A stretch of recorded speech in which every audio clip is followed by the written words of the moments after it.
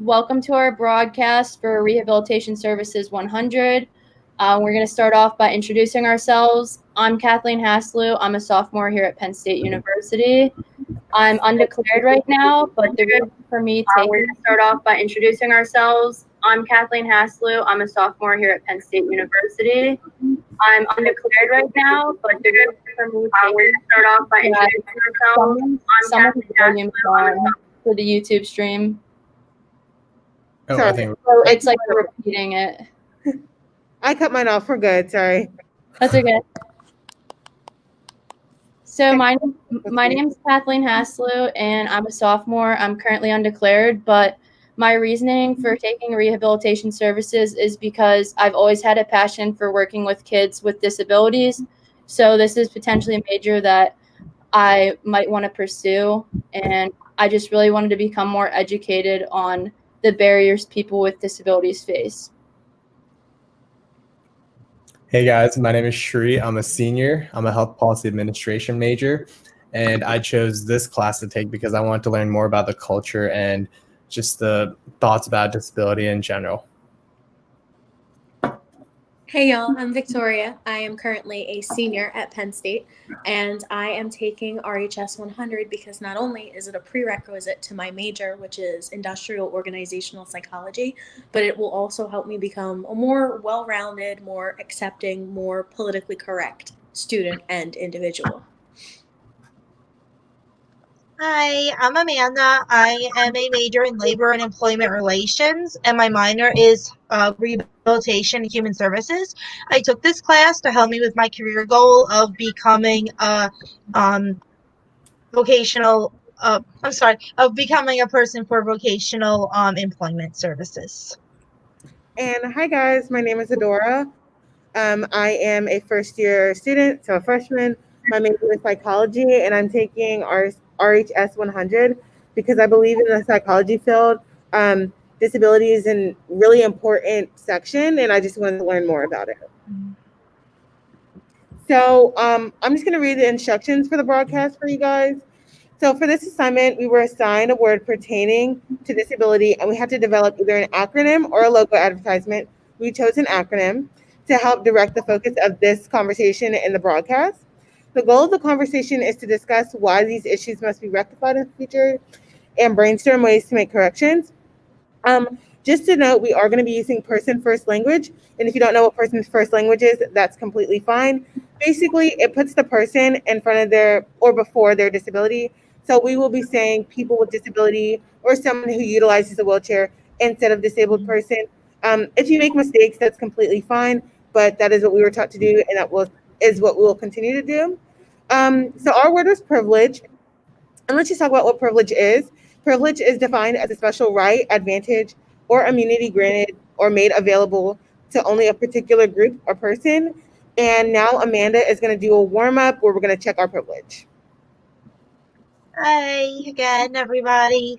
So we're gonna play a game to check our privilege. I will read a statement, and if it applies to you, you're gonna put your finger down. So start with 10 fingers up. Here's an example. You go about your day without planning every task, like getting dressed or going to the bathroom. And I put your finger down. Is everybody ready to start? Yeah. Okay. Here we go.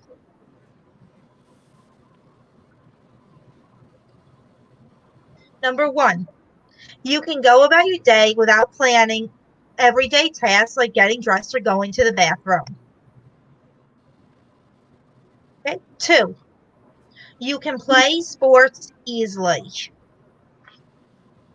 3, public transportation is easy for you. 4, air travel is relatively easy for you also.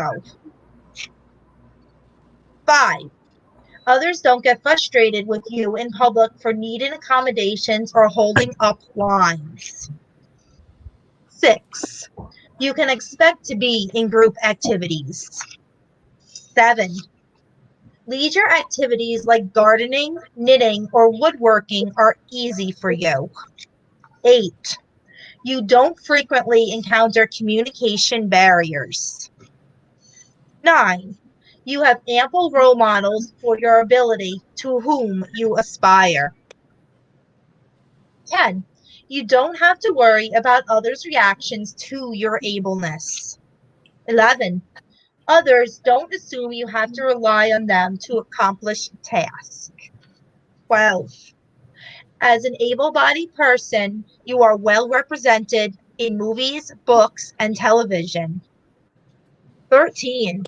Your ability isn't the butt of jokes in TV shows and movies. 14. You don't face job discrimination because of your abilities. 15. If you get hired, people don't assume it's because of your ability. 16. Public access to buildings, parks, and restaurants is easy for you. 17. People don't make fun of you because of your ability. And 18. As a healthy person, you don't have to think about your daily pain levels when planning for events and activities. Thank you guys for participating in the game. I hope it helps you understand ability privilege a little bit more. Next, And we are going to move on and we are going to do a Kahoot. yeah, so similar to the previous game we did, we're going to play a Kahoot. If you aren't familiar with what Kahoot is, it's just an online game. If you have a phone around with you, you can plug in kahoot.it, and I'll be sharing my screen so I can show you guys the code to use. If you're not familiar with Kahoot, feel free just to play along without entering in the website. You can just answer in your head for each question too as well, if you aren't familiar with it.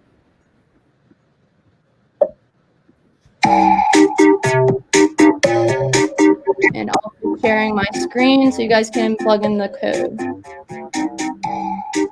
Could you turn your volume down on yours just a little bit? Yep. Thank you. Is that volume good? Yep. Yeah, and I am getting ready to share the screen. So you guys should be able to see the Kahoot now.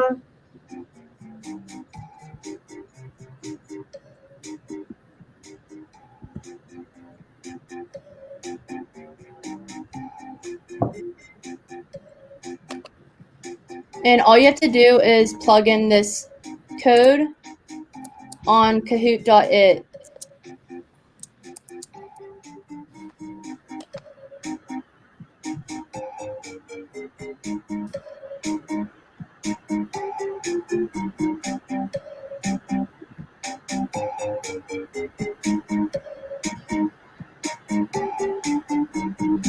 We'll give maybe like 30 more seconds for anyone else to join. All right, hopefully everyone's in. If you aren't, you can still play by just looking at the questions and answering in your head.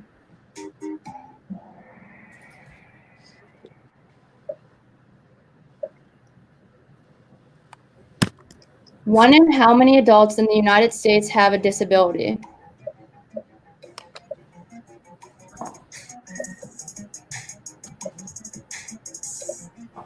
And it's okay if you get it wrong and you don't know.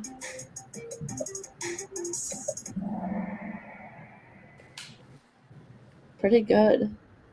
Majority got it right.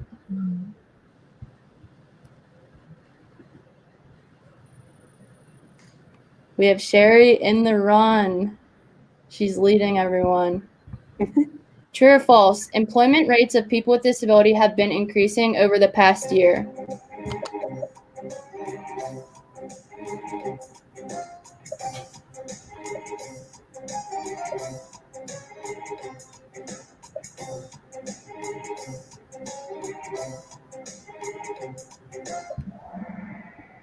And it is false. It's actually been decreasing over the past year. So being employed as a person with a disability has actually been a lot harder in this past year.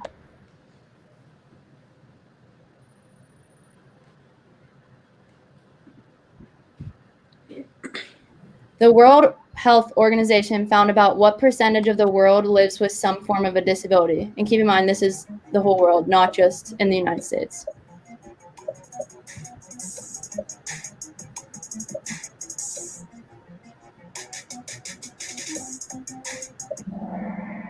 Wow. Nice. Everyone got that one except one. We're almost. Oh, Craig has a streak going right now. Go Craig, and Sherry's in the lead. Go Sherry. How many Americans with travel limiting disabilities do not leave their home?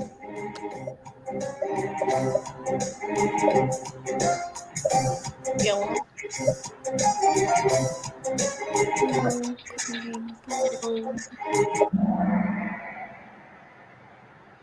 3.6 million, which is very shocking.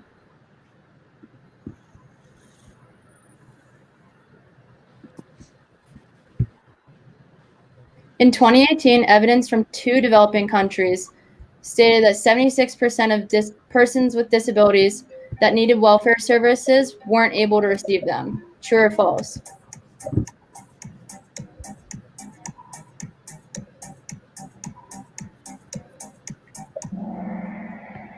And it is false. I kind of made this into a trick question, but it is 76%, but it's out of 9 developing countries. That 76% of persons with disabilities that needed those welfare services weren't able to receive them.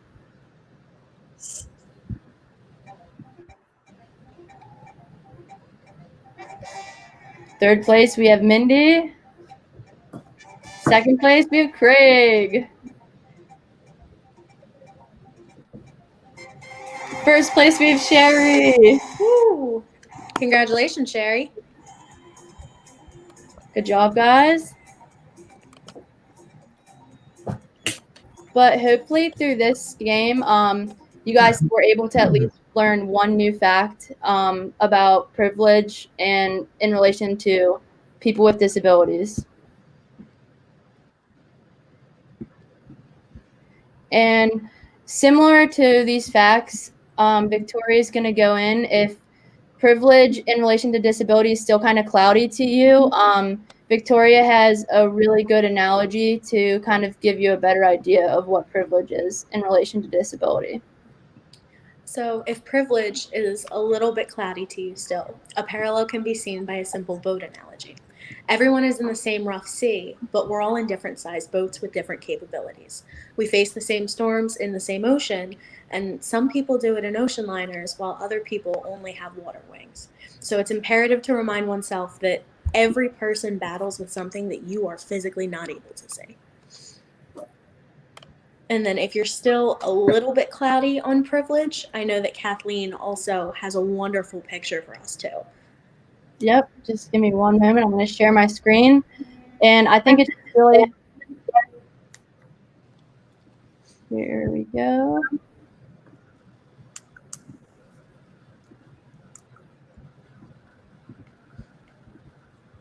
So we were told to make an acronym using the letters in the word that we were given. So privilege, just to like know, it's everywhere, every day, in everything. And 25.6% of adults in the U.S. have some form of disability. And also 23.9% of adults in Pennsylvania also have some form of disability. So that's it's everywhere, every day, and everything. Whether you recognize your privilege, everyone has something that makes them less privileged than someone else, but it's important to recognize the things that make you more privileged than others. And so we used the letters privileged, and we came up with place, race, inaccessibility, vice, income, LGBTQ+, ethnicity, gender, and employment. And just keep in mind that those aren't the only words that make someone more or less privileged than someone else. These are just some words that really stood out to us when we thought of in relation to disability. And as you can see, this guy is saying, what's wrong? It's the same distance. And then we have someone that's utilizing a wheelchair. And although it's the same distance to the finish line, there's barriers that some people face that others don't that make it harder for them to reach the finish line.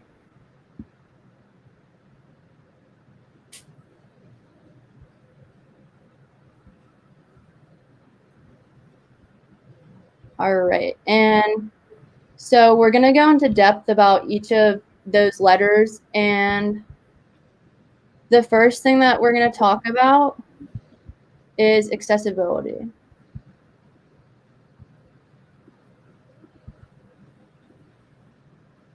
So I just have like another visual and for accessibility, just so you can take in that.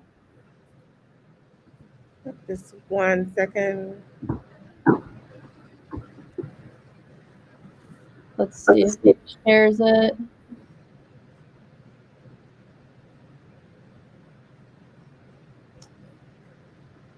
So before we start talking about it, just take in these visuals for accessibility.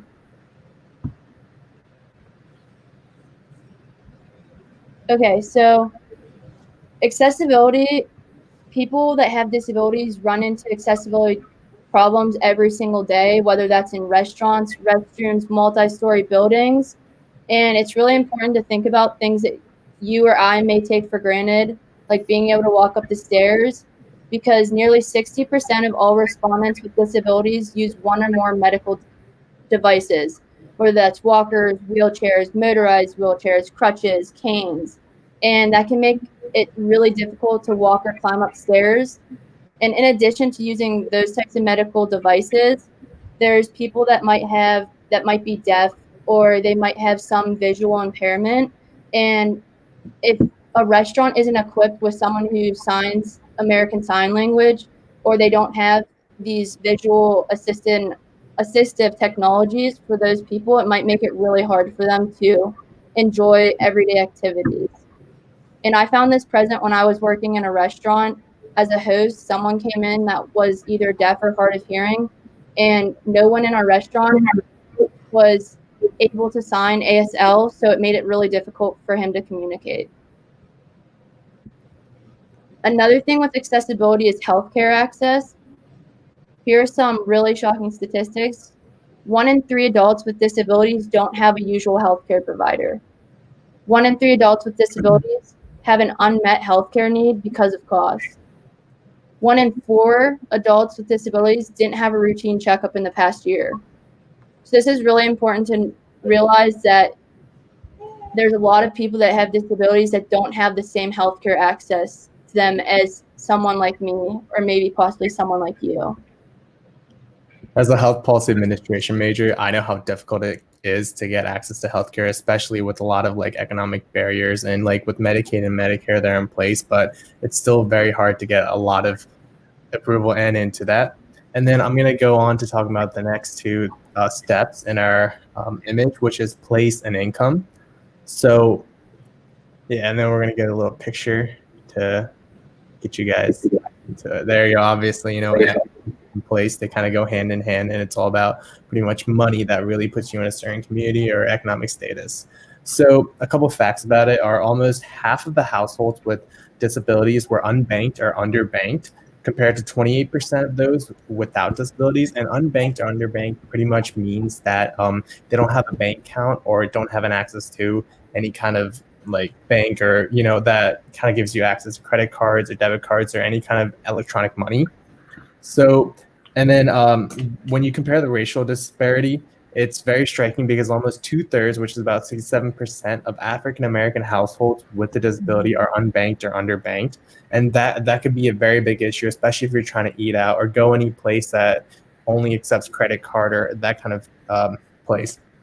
And then slightly over half of the people age 18 to 64 with disabilities live in a household slightly with the annual income under $25,000, which is very minimal, and it's compared to 15% who which they fall under $25,000 without disabilities. Now that's very alarming because healthcare is very expensive, and if you had to go to a healthcare provider and use just cash, it gets very expensive, especially being in one of the highest or the priciest economic region for healthcare.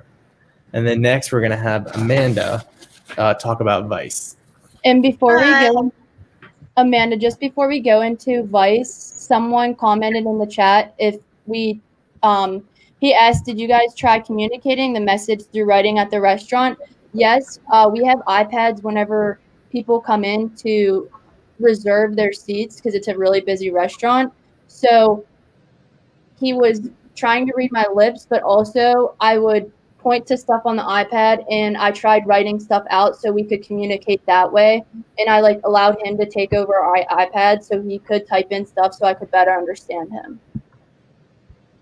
But I encourage everyone, if you guys have any questions throughout this, or if you have anything you relate to, or you've experienced something that we talk about, feel free to comment in the chat. So thank you for asking that question. So, and then Amanda's going to go into our Hi next. again, everybody. Today I'm going to be covering the vice section.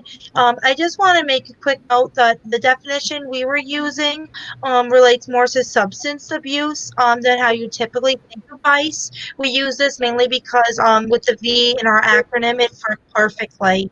This is a little bit close to me because I do know somebody who's currently a person with a disability who is going through substance abuse and is actually in rehab right now. So you might not know that people with physical disabilities experience substance use disorders at 2 to 4 times the rate of the general population. In addition, co-occurring disorders like depression, anxiety, and unhealed trauma are especially common among most disabled Americans, leading many to seek a false sense of comfort with these harmful substances. In the United States, 54 million people experience some form of a disability, of which roughly 9%, which is about 4.7 million adults, have substance use disorder and a coexistent disability. When I read more into this, I was very surprised that the number was so high for concurrent disability and substance abuse. And I think it's very important for us to reflect upon and know about in order to help those who need it. Next, I'm going to turn over to Adora, and she's going to discuss race and ethnicity. Thank you, Amanda. So really quick before I go into race ethnicity, I just wanted to comment on vices really quick. I personally had an experience in which had to be hospitalized for an accidental substance issue, and I noticed that the questions that people were asking me were only not in a negative light, but they only had focused on the action that I had done and less on was my well-being okay. So I can imagine with people who have addiction and people who have disabilities, who they're only being seen for what they've done and not who they are and how they particularly feel. So now we're going to be talking about race and ethnicity, and we have the visual up on the screen. So race also plays a role in employment outcome. According to the 2019 report on U.S. disability and employment rate, only 28.6% of African Americans with disabilities have jobs compared to the 38.6% of Hispanics with disabilities who have jobs and 41.2% of Asian Americans. As we all know, many of the major systems in our American society were not created to protect or support minorities, specifically African Americans. Minorities, specifically those who live in poverty, are often less able to seek out the proper health care that they need. And so lack of adequate health care often leads to diagnosis not being made, proper medication not being prescribed, assistive technology not being provided, and more. And like Sri talked about earlier, if there's so many barriers where people with disabilities cannot get proper health care that they need, I mean, it's a serious problem because not that they're a problem, but they need help. And if we can't provide it to them, what's the purpose of the system? So I'll be talking a little bit about education. And so just one thing I want to note, as you guys noticed, a lot of our statistics did not include children. And that's because there's a lot of privacy issues with finding stats on children and getting all that information together. So with education, adults with disabilities, adults with disabilities tend to have lower education levels than compared to persons who do not have a disability. So more than 1 in 5 adults with disabilities have less than a high school education. And that's compared to 11% of adults with no disability. That's a pretty big barrier right there. And only 13% have a bachelor's degree or more compared to 31% of adults with no disability. And when it comes to 10.8% of the population with a disability, they have a cognition disability with a serious difficulty in concentrating, remembering, and making decisions, which is a huge barrier for education itself. So when you compare that number to the number of individuals who do seek a higher employment, you see the drastic disparity, which shows that, there's a lot of opportunity for a person with disability to continue their higher education, but aren't able to do so. And I'll hand it off to Amanda.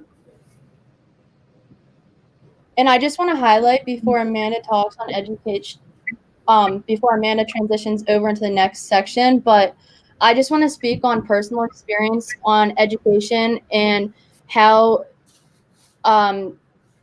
throughout all of high school, I worked really closely with kids and high schoolers that had either were in some sort of special education class or they had some form of disability. And through working really close with the high schoolers that were isolated in a special education classroom, it really opened my eyes to the disadvantage that they're facing and the disservice that they're having whenever they go to enter the real world, because they're so isolated in so many different schools where they completely separate them from other people in one classroom instead of letting them branch out into, as what other people would say, is normal classes. But I think that if education systems as a whole started integrating them in classes with all students for the classes that they have strong suits in, that they could be better off once they enter into the real world. Because when they go into the real world, it's not just going to be there's a section of someone that has a disability and then there's a section of someone who's integrated in a normal classroom. So I just wanted to talk about that because I saw that a lot and they were very, very not inclusive. Thank you very much for your insight, Kathleen. I appreciated that. I too agree that we need to include children into more general education classrooms. The next section, I'm going to also talk about including another community, which is the LGBTQIA plus community. People in this community are statistically more likely to have a disability. These people have a harder time finding employment and accessing services. Sometimes they find they are not they have the service, but the people aren't friendly to them, so they stop going. In youth, the members of this community often face bullying and exclusion.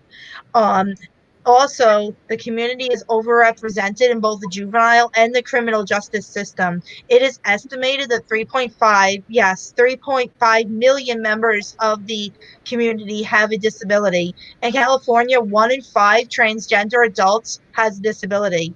It's been more than 30 years since the passage of the ADA, the American Disability Act. The ADA did not stop people with disabilities from being discriminated against. It still happens today. People with disabilities who are part of this community face steep obstacles every day, and research shows that they, again, are more than likely to have a disability. So I think it's just important that we recognize the groups that are affected, and so we can give them better support systems. After this, I'm going to turn it over to Victoria, who is going to lean into gender. So Thank you, you're welcome. Amanda. While we transition, Kathleen is going to put up another little picture, a visual, if you will. While the statistics are shocking in regards to sexuality and gender identification corresponding with disability, even more harrowing is the innate disparities between men and women in disability culture. About 36 million women in the US have disabilities, and that number is ever growing. About 44% of those 36 million individuals are aged 65 years or older living with a disability. And the most common cause of disability in women in particular is either arthritis or rheumatism. The 2011 World Report on Disability indicated that female disability balance is at 19.2%, whereas men is at only 10.2%. This means that 1 out of every approximately 5 women is disabled, while 1 out of every approximately 10 men is disabled. As a result of aging and longer life expectancy of women, the number of women with disabilities is likely to be higher in many populations other than the number of men with disabilities. Many older women who are disabled may lack access to services and supports. As life expectancy increases, the challenge will become more evident across more countries, and women will be left with little to no resources for a long-term life care plan in the face of no longer being bodily autonomous, which just means having the ability to live alone and take care of yourself on your own. And then the final statistic is double discrimination faced by women and girls with disability often compounds other factors. So double discrimination basically means that women are not only being discriminated against because they are women, but they are being discriminated against because they are disabled as well. And this usually is compounded by a third, fourth, or even fifth statistic that they fall into, a different category that they fall into. And that could be being a minority, being an indigenous person, a refugee, a person living under the poverty line, somebody living with HIV or AIDS. All of these compound to make women suffering with disability even more complex, because it's found that women don't just suffer with just disability. That was really, really nice for me. Right? Nice to hear from you, Victoria. Obviously, not the discrimination, but I think it was just very insightful, and I think you really articulated that point well. Yeah. Now, for our last point, I'm going to talk about employment. So, the U.S. Bureau of Labor Statistics reported that 19.3% of persons with a disability were employed, whereas 66.3% of persons without a disability were employed. And so of those people who are employed, only 32% of those people were employed part-time, whereas 17% of people without disabilities were employed part-time. So these companies, yes, while they do hire people with disabilities, they're often part-time. They're often not seen as full members of the workforce. And as the relations director of Coca-Cola says, we have to stop thinking as disability as a liability and start thinking of it as an asset. And this personally made me think of a movie that we watched in class. It's called Music Within. It's based on a true story in which a veteran helps his friend with cerebral palsy. And this veteran specifically has hearing issues, which he gained in war. And so his disability was invisible. And because people could not see it, he was able to help and defend the other people and help them gain employment. And even though it was a movie and it was based on a true story, it was personally very inspirational to me to see how someone, even though that they have a disability, they're using their privilege and they're using their advantage to help others. Yeah. Going off of what Adora said, I think she brings up a really good point for that movie. I really highly recommend watching it.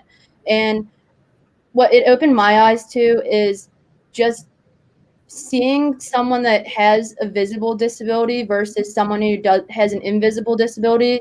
That someone that has an invisible disability might be discriminated against, or people might think that, oh, they don't have a disability because I can't see it, or and not like take them as seriously and not take their disability as seriously because of it.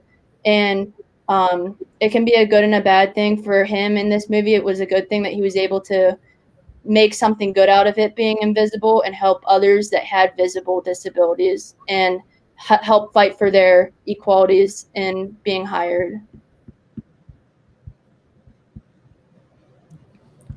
Now, I am here to bring the conclusion. At this time, we're going to take about a minute or two for any questions from the audience, any insightful points, any stories. Either Kathleen or Adora will relay them to the team, and we will answer them the best that we can. So if you have any questions, please submit them now. Or even any feedback, just anything that you might have learned, anything you can put it in the comment section, and we'll just make sure to acknowledge it.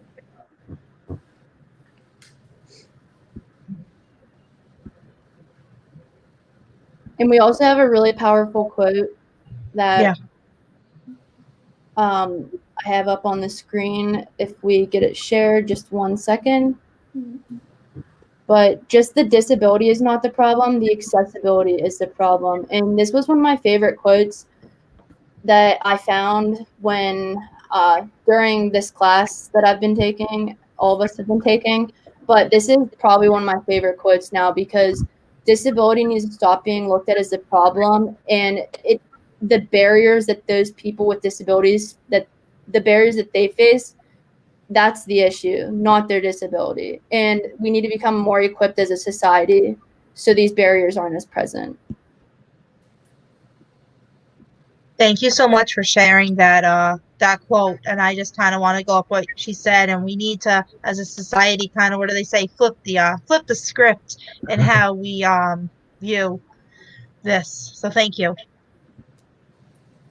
And if you guys have no questions, thank you guys. I'm pretty sure everyone wants to thank you guys so much for coming and watching us. And I think that is the end of the broadcast. Thank you, guys. And Thank you. just if you guys would like to go look at any of these websites, we have some sources that we have. Oh, yes. Just 1 second. Just But for a there second. were so many amazing sources that all of us helped together find so many amazing statistics. I hope that these statistics were shocking to you and that you learned a lot from the statistics. I know researching these things, I learned so many different statistics that I never would have really known if we didn't do this project. And also, the broadcast is going to save on my YouTube account. So if you click the link again, it should save the entire thing. If you just want to send it to someone that you know, you just want to go back and watch, it will save. Yeah. Okay. And thank you guys for watching. Thank you. Thank you.